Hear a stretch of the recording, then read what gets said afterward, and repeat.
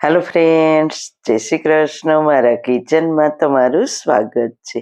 આજે આપણે એવું શક્તિશાળી શરબત બનાવીશું ને કે એ તમને ઉનાળાની ભયંકર ગરમીથી દૂર રાખશે અને જમ્યા વગર ડબલ શક્તિ આપશે અને લાજવાબ બનશે. મિનિટોમાં તૈયાર થઈ જશે.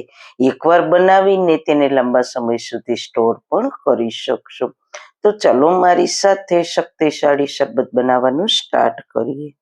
રેસીપી સ્ટાર્ટ કર્યા પહેલાં જો તમને મારી રેસીપી ગમતી હોય અને હજુ સુધી ચેનલને સબસ્ક્રાઈબ ના કરી હોય તો પ્લીઝ સબસ્ક્રાઈબ કરજો અને બાજુમાં આપેલ બેલ આઇકન પ્રેસ કરજો એટલે નવી નવી રેસીપીના નોટિફિકેશન મળતા રહે. વાળના તમામ પ્રકારના પ્રોબ્લેમ સોલ્વ કરતું આયુર્વેદિક તેલ જે અમે લોકો ઘરે જાતે તૈયાર કરીએ છીએ, કોઈ કેમિકલ્સના ઉપયોગ વગર, બિલકુલ નેચરલ છે. ઘણી આયુર્વેદિક જડીબુટી ભેગી કરી આ આયુર્વેદિક તેલ તૈયાર કરવામાં આવે છે. જો તમારે ખરીદવું હોય તો તેના ઓર્ડર અમે લઈએ છીએ. ઓર્ડર કન્ફર્મ કરવા માટે વોટ્સએપ નંબર સ્ક્રીન ઉપર જોઈ શકો છો. જો તમારે આ તેલનો પૂરો વિડીયો જોવો હોય તો તમને આ ચેનલ પર મળી જશે અને ડિસ્ક્રિપ્શન બોક્સમાં લિંક પણ મૂકેલી છે.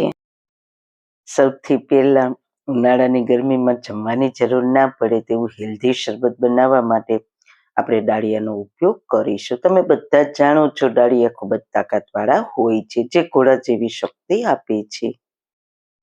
તો અહીં આપણે મિક્સર જાર લઈશું. તેમાં 1/4 કપ ડાળિયાની દાળ લઈશું. જો તમારે ફોતરાવાળા ડાળિયા લેવા હોય તો તે પણ લઈ શકો અને આ ડાળિયાની દાળ લેવી હોય તો તે પણ લઈ શકો. સાથે તે જ માપથી 1/4 કપ સાકર લઈશું. સાકરથી ખૂબ જ ફાયદા થશે. સાકરથી પેટની ગરમી દૂર થશે, બળતરા દૂર થશે અને ગરમીમાં પણ ઠંડક આપશે. ખાંડ કેમિકલ્સથી તૈયાર થાય છે જ્યારે સાકર નેચરલી તૈયાર થાય છે, એટલે તેના ફાયદા વધારે હોય છે. હવે બંને વસ્તુને પીસીને પાવડર તૈયાર કરીશું. હવે આ તૈયાર થયેલા પાવડરને એક કાચની બરણીમાં ભરી દઈશું અને તેને ફ્રીજમાં રાખ્યા વગર પૂરા ઉનાળા દરમિયાન તેનો ઉપયોગ કરી શકશું. ઓછામાં ઓછા 8 થી 10 મહિના સુધી આ પાવડર ખરાબ નહીં થાય. તો બસ 1-2 મિનિટમાં અને ફક્ત 2 સામગ્રીમાંથી બનતો આ પાવડર સ્ટોર કરો અને જ્યારે શરબત કરવું હોય ત્યારે માત્ર મિનિટમાં આ શરબત સર્વ કરો. હવે ફટાફટ શરબત તૈયાર કરવા માટે મિક્સર જારમાં 2 ચમચી આ તૈયાર કરેલો પાવડર લઈશું અને શરીરને વધારે ઠંડક આપવા માટે 6 થી 7 ફુદીનાના પાન. તમે ફુદીનાનો પાવડર પણ લઈ શકો અથવા તમારે જો બિલકુલ ફુદીનો ના નાખવો હોય તો તેને સ્કીપ પણ કરી શકો. અને અડધા લીંબુનો રસ અને સાથે શરબતને વધારે ટેસ્ટી બનાવવા માટે અડધી ચમચી ચાટ મસાલો ઉમેરીશું. જો ચાટ મસાલો ના હોય તો સંચળ પાવડર કે મીઠું પણ ઉમેરી શકો. હવે 2-3 બરફના ટુકડા અને 1 ગ્લાસ પાણી ઉમેરીને પીસી લઈએ. ખૂબ જ તાકાતવાળું અને ખૂબ જ સ્વાદવાળું શરબત તૈયાર થશે. મેં અહીંયા ફુદીનાના પાનને ક્રશ કરવા માટે જ મિક્સરનો ઉપયોગ કર્યો છે. તમારે ફુદીનાના પાન ના ઉમેરવા હોય તો ડાયરેક્ટ ગ્લાસમાં ઠંડા પાણીમાં 2 ચમચી તૈયાર કરેલો પાવડર અને થોડું લીંબુ ઉમેરીને પી શકો. ફક્ત અડધી મિનિટનું જ કામ છે, પણ ખૂબ જ શક્તિ આપશે.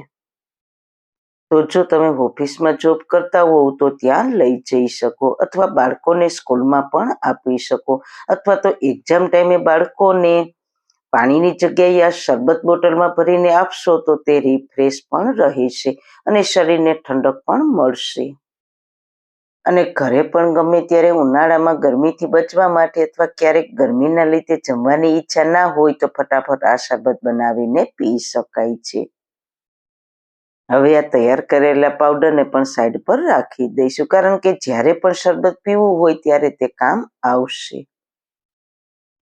તો મિત્રો, તમને આ ઇન્સ્ટન્ટ શરબતની રેસીપી કેવી લાગી અને એ પણ નવી રીતે ખૂબ જ શક્તિશાળી. તો સારી લાગી હોય તો તમારા ફ્રેન્ડ્સ ફેમિલીમાં શેર કરજો અને મારી ચેનલને સબસ્ક્રાઈબ કરજો. ફરી મળીશું એક નવી જ રેસીપી સાથે. ત્યાં સુધી બધાને મારા જય શ્રી કૃષ્ણ.